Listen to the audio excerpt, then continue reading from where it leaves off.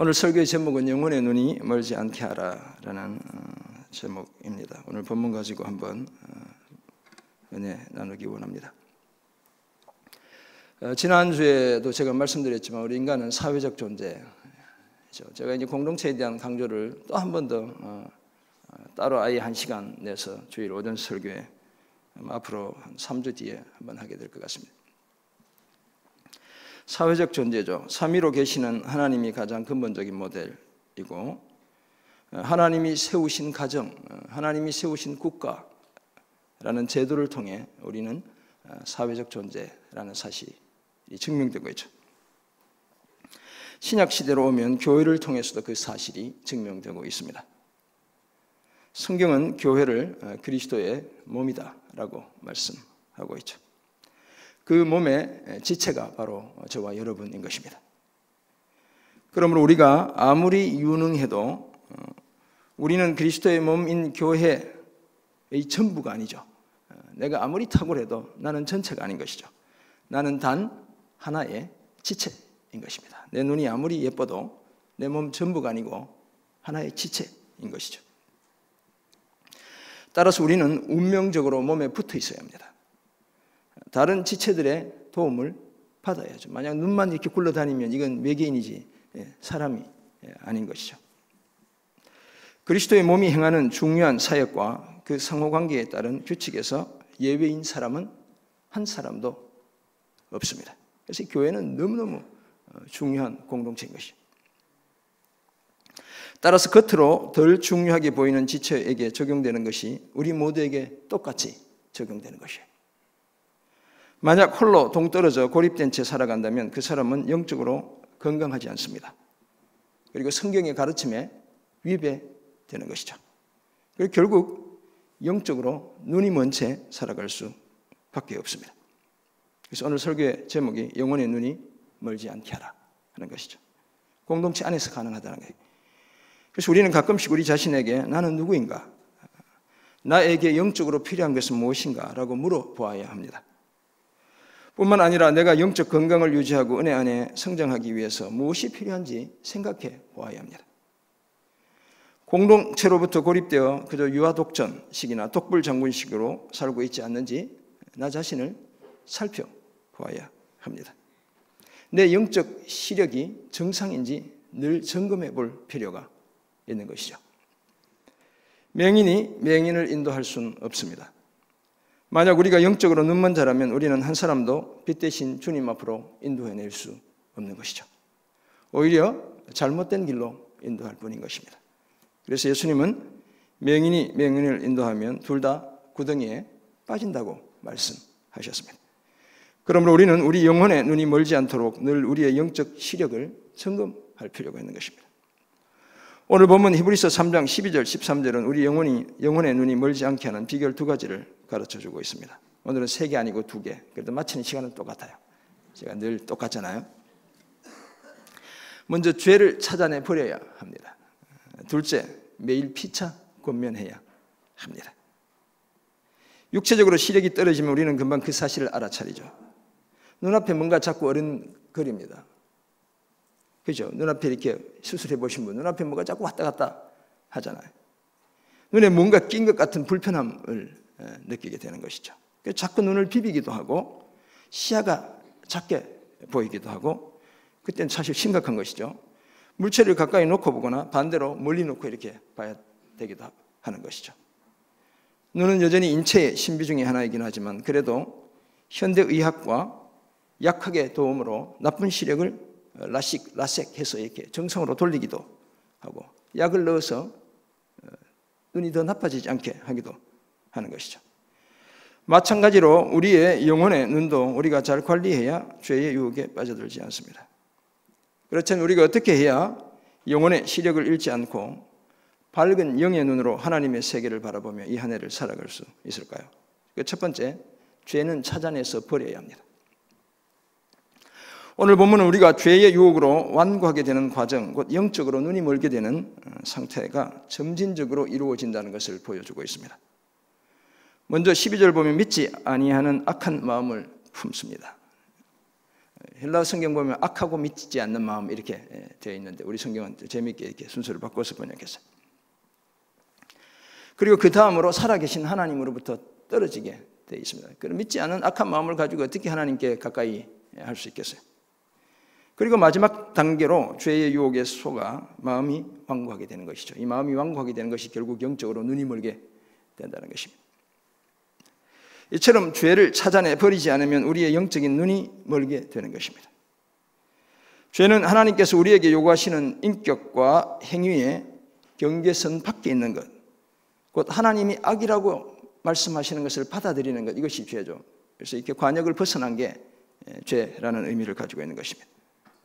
따라서 우리가 진실한 성도라면, 진실한 신자라면 죄를 지었을 때 양심이 괴로워야 되는 거예요. 왜냐하면 양심의 가책은 죄를 깨우쳐 주시는 성령의 아름다운 사역 중 하나이기 때문에 그렇습니다. 내가 심각한 죄를 짓고도 마음이 편하면 내 양심이 화에 맞은 거죠.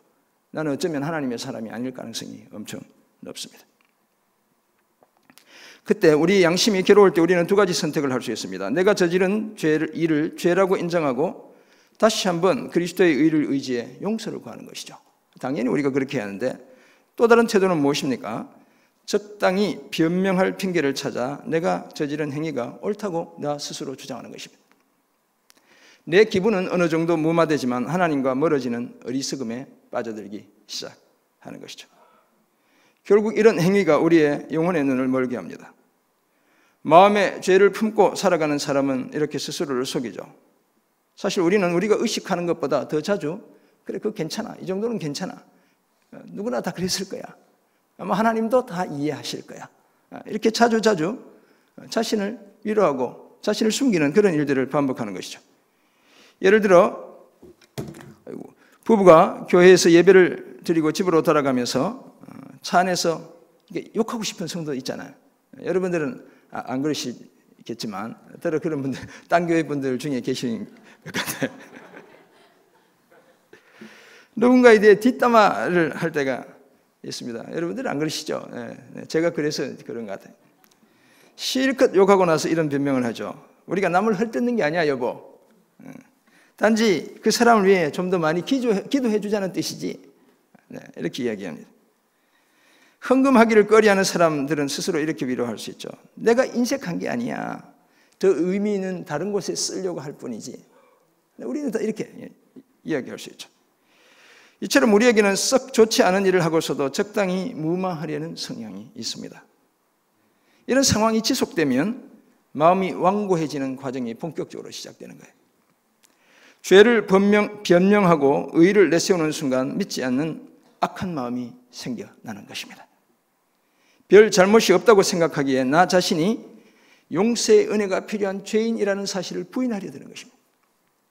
따라서 자신을 적당히 변명하는 것은 어떤 의미에서는 교만이고 불순종이고 불신앙인 것입니다.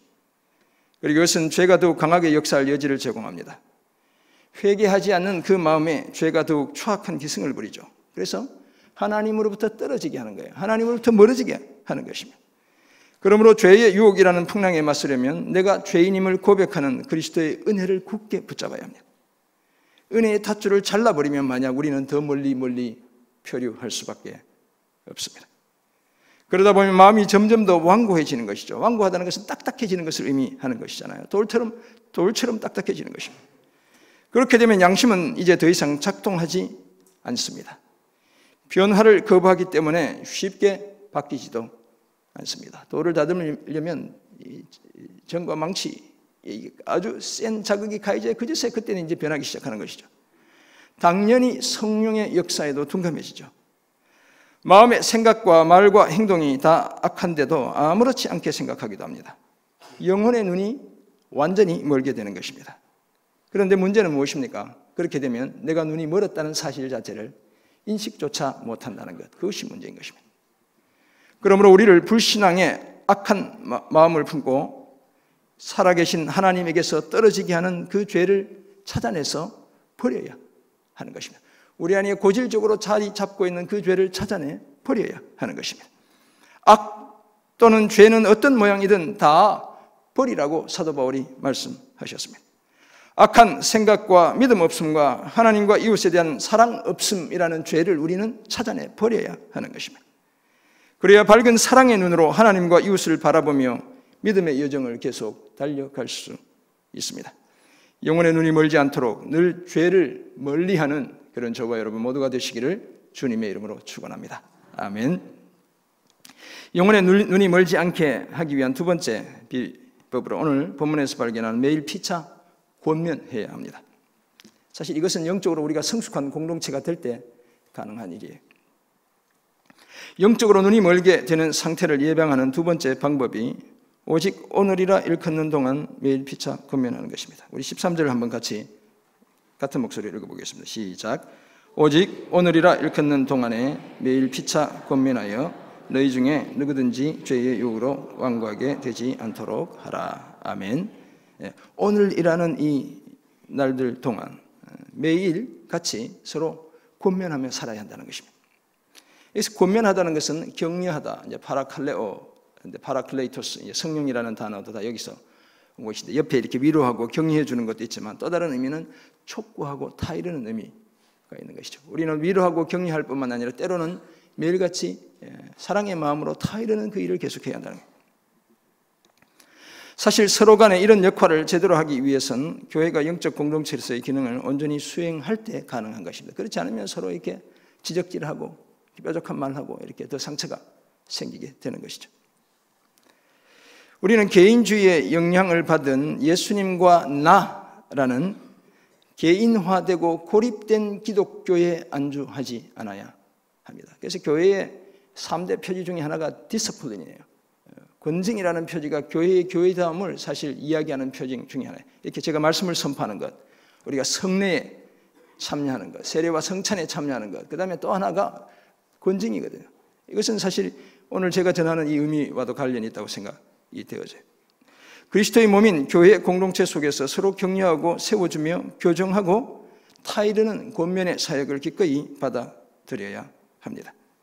그래야 우리가 죄에 속아 마음이 완고하게 되는 것을 막아낼 수 있습니다.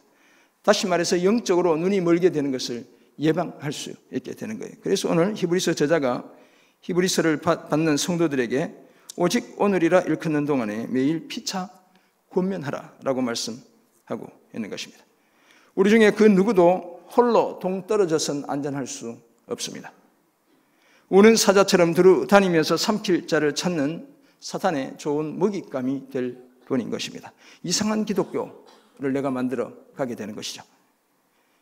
목회자든 평신도든 자신의 실상을 정확하게 파악하려면 공동체 안에 있는 다른 지체들의 눈이 필요한 거예요. 그래서 공동체가 거울이 되어서 내 자신이 투명하게 비춰져야 하는 것입니다. 영적 안목과 통찰력을 가진 사랑의 권면이 죄로 인한 교만과 불순종과 불신앙을 방지해 주는 것입니다. 살아계신 하나님으로부터 떨어지지 않게 해 주는 것입니다. 내 마음이 완고하게 되어 영혼의 눈이 머는 것을 예방해 주는 것입니다. 이처럼 우리 모두에게는 하나님께서 제공하신 도움과 보호의 체계가 반드시 필요합니다. 스스로 어렵다고 여기며 변화를 거부하는 단계에 이르기 전에 우리는 피차 권면하며 건강한 공동체를 이루어 가야 합니다. 그리고 서로에게 이런 존재가 되기 위해 우리 각자가 해야 할 일이 있다면 우리와 하나님과의 관계를 먼저 제대로 세우는 것이죠. 그런 건강한 관계가 세워질 때 우리가 서로 사랑으로 권면해 낼 수 있는 것입니다. 하나님을 먼저 사랑하고 가장 사랑하는 하나님 중심의 삶을 포기하지 않는 것입니다. 여기에서부터 출발해야 하는 것입니다. 그래야 우리는 죄의 유혹에 빠져 믿지 아니하는 악한 마음을 품지 않게 됩니다. 살아계신 하나님으로부터 떨어지지 않게 되는 것입니다. 우리 마음이 딱딱하게 돌처럼 변하지 않게 되는 것입니다. 이런 우리가 함께 살아가는 동안 매일 피차 권면하여 서로 영혼의 눈이 멀지 않게 해 주는 것입니다.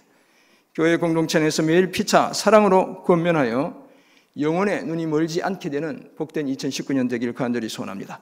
그래서 우리 교회, 우리 가정이 하나님의 기쁨, 하나님의 사랑, 하나님의 즐거움의 노래가 이유가 되는 행복한 가정, 행복한 교회가 되기를 주님의 이름으로 축원합니다. 만약 우리 삶에 자기 합리화나 구차한 변명, 옹색한 자기 방어의 논리를 펴는 일들이 많이 일어나고 있다면 문제가 있는 거예요. 내가 이랬기 때문에 이랬어. 그럴 수밖에 없었어. 어쩔 수 없었어. 이런 이야기들이 계속 내 입에서 많이 나오면 내 삶에 뭔가 문제가 있는 거예요. 고장이 나고 있는 거예요. 영적 소경의 가장 두드러진 특징 중 하나가 자기 옹호 또는 자기 방어, 심하면 자기 기만인 것입니다. 사실 우리 모두는 이런 성향을 가지고 있습니다. 그래서 영적으로 눈이 멀었다는 사실을 깨닫지 못하고 인정하지 않죠.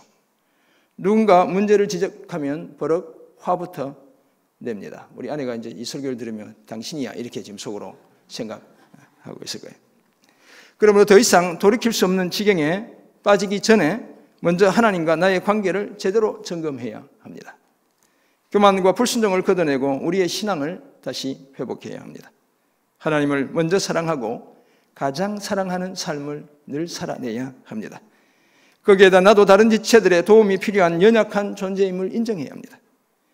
우리 서로는 서로에게 단 하나밖에 없는 소중한 존재인 것이죠.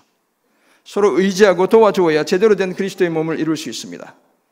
부족하고 연약함을 인정하는 것이 부끄러운 것이 아니죠. 다른 지체들의 도움이 필요하다고 말하는 것, 그것이 수치스러운 것이 아닙니다. 오히려 독불장군처럼 행동하는 것, 그것이 문제인 것이죠. 나는 다 괜찮다고 생각하는 그것이 문제예요. 그것이 교만이죠. 그것이 하나님이 가장 싫어하는 우리의 죄인 것입니다. 그러지 않도록 죄는 어떤 모양이든지 찾아내 반드시 버려야 합니다. 매일 피차 사랑으로 권면하는 그 일을 중단하지 않아야 합니다. 영혼의 눈이 멀지 않게 하는 이런 일을 힘쓰며 복되고 아름다운 날마다의 삶을 살아가는 저와 여러분 모두가 되시기를 주님의 이름으로 축원합니다. 아멘. 제가 장 기도하고 함께 말씀 생각하며 기도하겠습니다. 하나님 아버지, 주신 귀한 말씀을 기억합니다. 우리 영혼의 눈이 멀지 않도록 죄는 찾아내 멀리하고 매일 피차 사랑으로 권면하는 아름다운 공동체를 이루어가는 저희 모두 되게 도와 주옵소서. 오늘 이 아침 우리가 함께 기도할 때 주여 하늘을 문 여시고 우리의 기도에 응답해 주옵소서. 우리 한 해의 삶을 주님 온전히 책임져 주옵소서. 말씀 붙들고 기도하오니 주여 말씀대로 이루어 주옵소서. 주님의 그 살아계심, 그 능력 분명히 나타내 보여 주옵소서. 주님의 선한 뜻 우리 가슴에 주여 새겨 주옵소서. 주의 이름으로 승리하며 살아가는 아름다운 2019년 되게 도와 주옵소서. 감사드리며 살아계신 예수 그리스도의 이름으로 기도드립니다. 아멘. 우리